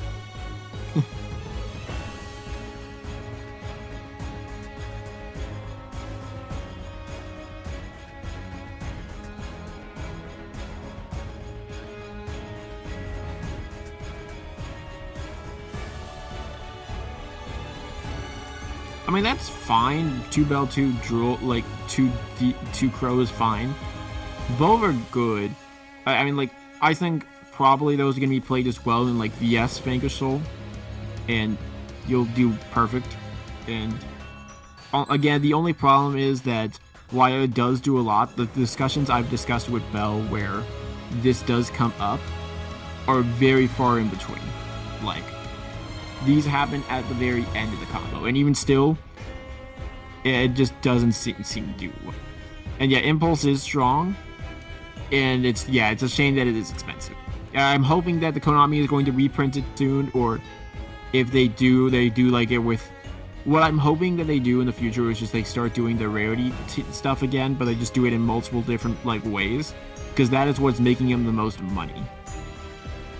Like it's a benefit for the entire community to keep. I think Impulse should probably have gotten I think Impulses and Purge should have probably been with Fua, or hopefully with the tins, probably, but there's no way to confirm that. Konami literally like reprinted Bestials and like Cashiero stuff in the tins when they were like 2 years old.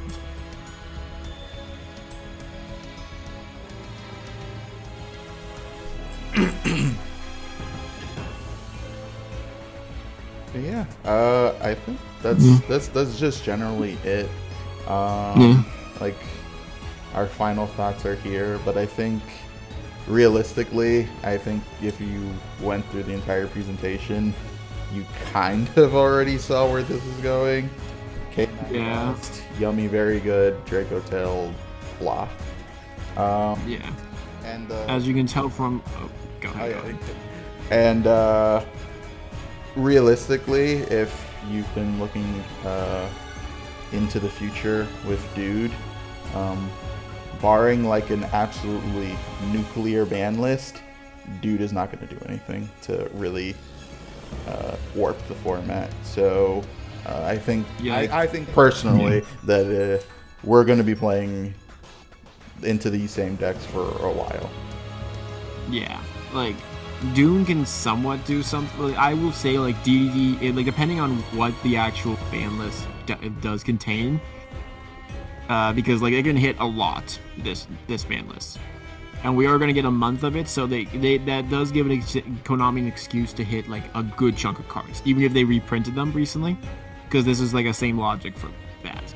So it could be a nuclear ban list, but don't expect a lot as well, because what we really want is to Gone, and maybe like in Paradise Smasher as well. So we are going to be seeing a lot of people asking for that in particular, because Yummy isn't going to get hit. A lot of the engine that we discussed about at most, I can see, like if we're talking like non-engine, I can see maybe, and this is like a hard maybe, Obedience School / Engage getting hit to 1, or we're just banning Hornet drones, which we are not. That's never happening. We, in addition to, the heavy cope right here. In addition to probably also what's getting hit as well for like VS is probably a VS starter, because they're not hitting K9, and there's no rank 5 except for Paradise Smasher that is going to be that's going to get hit. Unfortunately, that is the only thing out of all of them. And Draco Tail, as we discussed, Draco Tail is going to do nothing and just going to until Magistus stuff comes out. That deck is going to look like, oh my god, I'm having so much, and then you hit them and then they cry, or you hit them with the Ash Blossom and they pass. I don't agree with your personal take. The thing with essentially hitting consistency is that it just makes decks feel bad to play, but if people are willing to still play them and end on whatever they were ending on anyway, then what really was the purpose of the hit? I personally like the TCG's philosophy on hitting cards, which is hitting the problematic cards rather than just hitting consistency, which is typically what the OCG has done historically. Yes, yeah, OCG. There's a huge difference between TCG versus... TCG has tried hitting consistency, the example being this literal last ban list where they did that, and look how that has performed. It hasn't done anything. It has made the decks less strong, and they haven't. They're only going to start doing semi-limits for these decks is when not this list but next list. They only do it after a certain amount of time where this list is considerably dominant.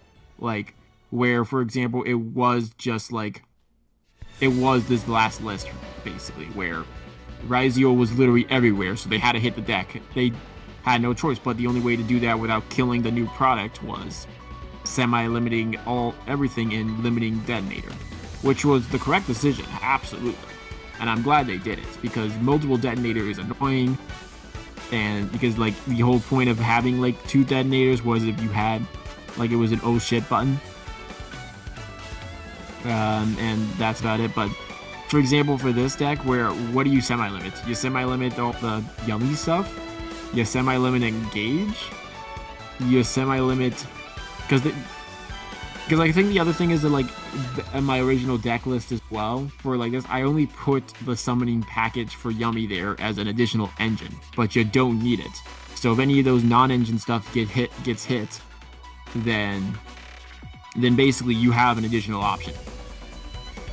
And like even the quote-unquote soft bricks don't even matter for this, like for that engine as well, because if you draw like Chaos Summoning Beast there, for example, you just basically still have full combo with that.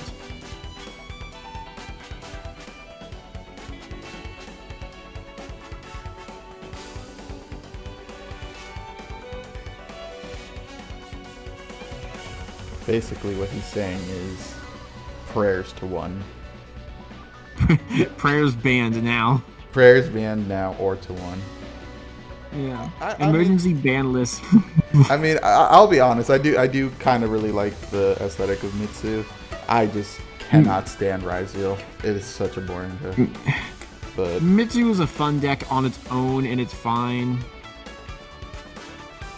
No, it would actually hurt the it would absolutely hurt Pure Striker Raphael. Like beyond that, the entire point of why Hornet Drones is so powerful is because it's literally any Sky Striker card, and it's a spell.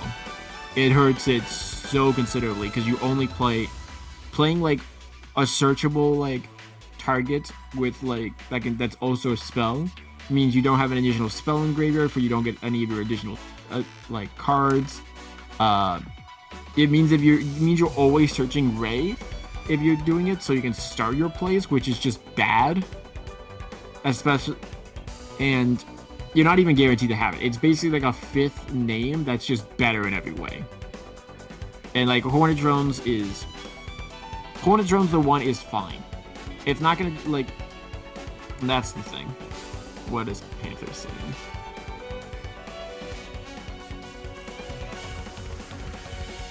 Oh, we just put down silence.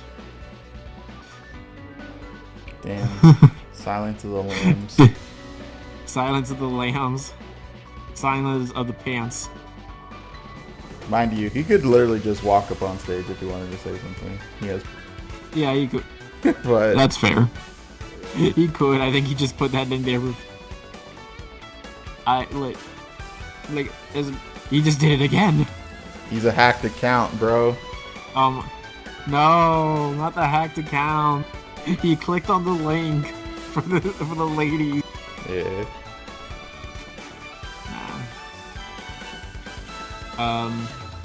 I get. The other thing is like if we are going to talk ban list talk here, like more and more. Like Mitsu is going to get going. Like it is going to limit to both probably the prayers and the ritual spell,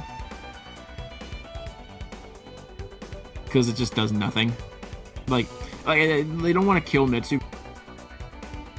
Archetype, and is really good. It's just way too. Like it's just way too splashable. They needed.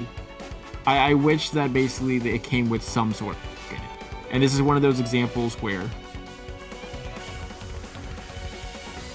I'm like this is what happens when Omni just put block.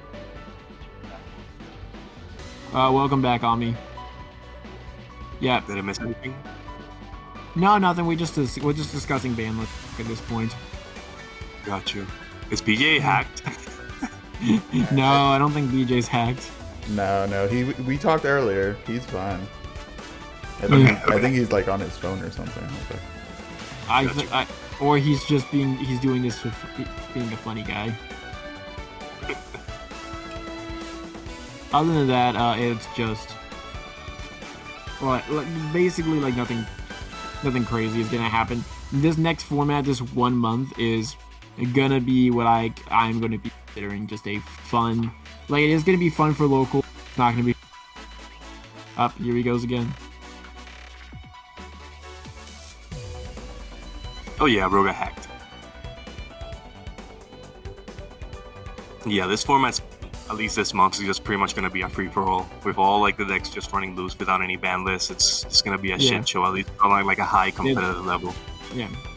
Yeah, just play what you want. Yeah. That's it. Like, just play what you want. Like, if you're going to play this at a high, you play Gem Knight. Both of those decks are hecka cheap and fun. If you want to play this at a, like, as a casual level, just... and not play like any of the hand trap, like I honestly recommend Gem Knight the best. Gem Knight is honest, like Gem Knight and Lunalight are going to be very fun for you. They don't need to test your skill whatsoever. You literally just go Raigeki, thrust search Raigeki. Oh, I got drilled. Oh well, I still OTK. Yeah, we talked about Purulia. Purulia is going to become a lot better now, at least with the new decks that are coming out. Yeah. Purulia is a main deck staple, 100%. Like there's, like if you can't afford Purulia, like I said, just play funny. But Purulia is a requirement main deck staple just because of turn 0. Yeah. You can say the same thing for Fua if you want, but I think you don't like no. Besides K9, nothing else is happening like during your turn. And like most of the time you will like you're going to be like, if you're going K9, you are shotgunning the Purulia in specifically your turn. Do not shotgun the Purulia during your opponent's turn. They are giving you maybe one draw and like you're giving you maybe 2 draws at most with that deck. And like it is not worth it. Just shotgun it immediately so that you can at all their interaction, and then you just go thrust and take everything. For Fua, it's like maybe like it's good side deck wise against Draco Tail, and it is decent into Yummy as well for a specific reason. The problem is that Yummy does nothing on you, and so it's just not like, and it is decent. It doesn't. They don't really care as well, because if you give them like 20 draws, because that's it. Because you just. They don't care if you get 20 draws off of their end board, because their end board plays through everything, and they can quick synchro, quick book of moon, all that stuff. It's only if like everything becomes board breaking stuff. Salesband has great potential. That is a good point. The problem is with Salesband is, at least in this format, it is only really good at stopping one thing. That's completely understandable, Pika. Thank you very much. Problem is with Zero's Band is against Yummy, it's like, oh, I'm going to call this, and they can't respond to it. Okay, then I'm going to chain another synchro, and I'm just going to still do my full comp. Or I don't care, because they usually end on two synchros. Or they can just Herald of Arclight it, which if you call Herald of Arclight that, they still have the synchro, because they don't. The Omni Negate is literally only there for like one thing and one thing only, and it's just to stop Nib, and sometimes they don't even care about that. And they can also make another Herald of Arclight on you. Like if you've seen it, I'm pretty sure all lightning Raziel combo, which is hilarious. And then they go full Raziel, send Herald of Light. But so like it does have potential against, but the problem is they can simply just stop it easily. It is good to call Holy Sue as well, I will say, like, but they can easily just also have all the answers as well.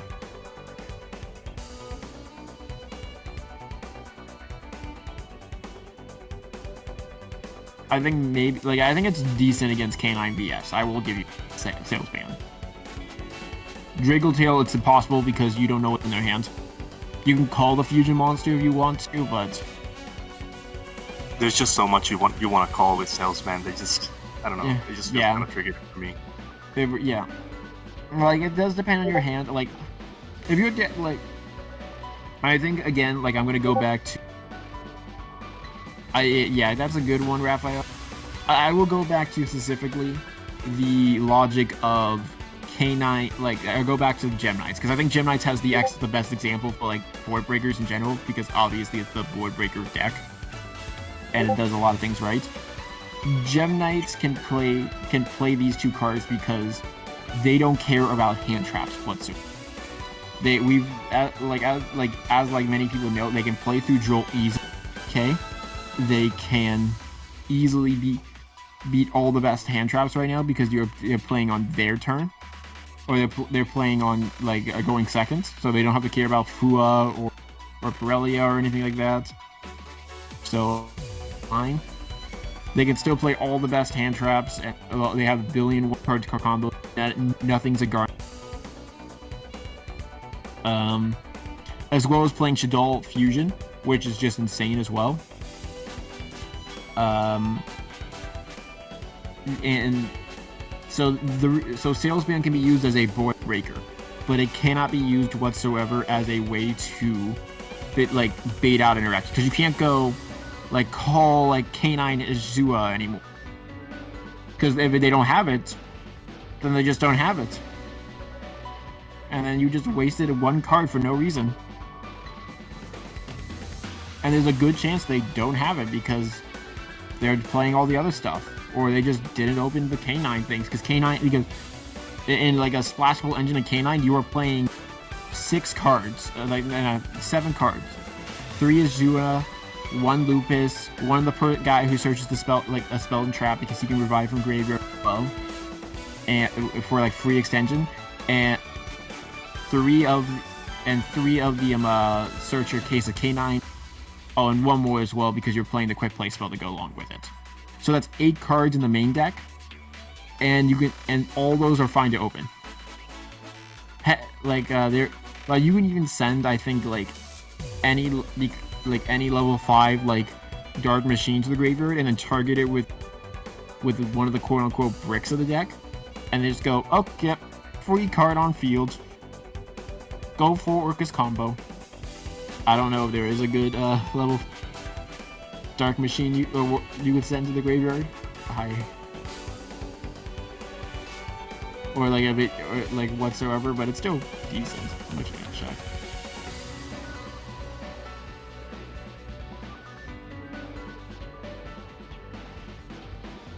But any other questions as well?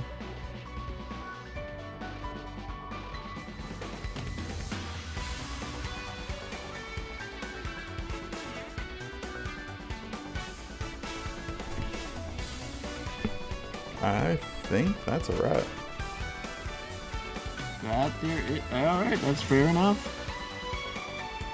Oh, there is one. It's War Legacy World Chalice, which isn't terrible, actually.